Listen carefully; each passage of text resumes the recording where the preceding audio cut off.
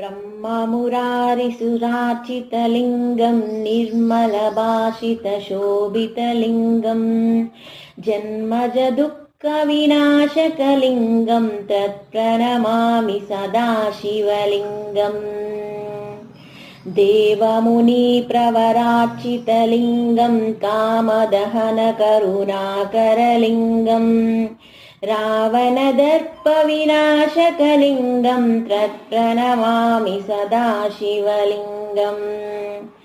सर्वसुगन्धिसुलेपितलिङ्गं बुद्धिविवर्धनकारणलिङ्गम् सिद्धसुरासुरवन्दितलिङ्गं तत्प्रणमामि सदा शिवलिङ्गम्। कनकमहामणिभूषितलिङ्गं पनिपतिवेष्टितशोभितलिङ्गं दक्षसुयज्ञविनाशनलिङ्गं तत्प्रणमामि सदा शिवलिङ्गम्। कुङ्कुमचन्दनलेपितलिङ्गं पङ्कजहारशोभितलिङ्गम् सञ्चितपापविनाशनलिङ्गं तत्प्रणमामि सदा शिवलिङ्गम्।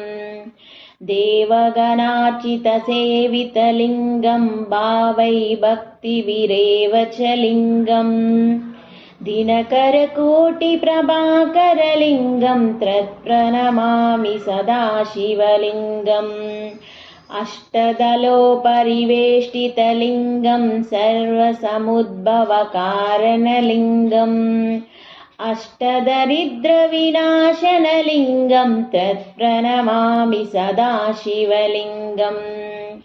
सुरगुरुसुरवरपूजितलिङ्गं सुरवनपुष्पसदार्चितलिङ्गम् परमपरं परमात्मकलिङ्गं तत्प्रणमामि सदा शिवलिङ्गम्। लिङ्गाष्टकमिदं पुण्यं या पठेत् शिवसन्निधौ शिवलोकमवाप्नोति शिवेन सह मोदते।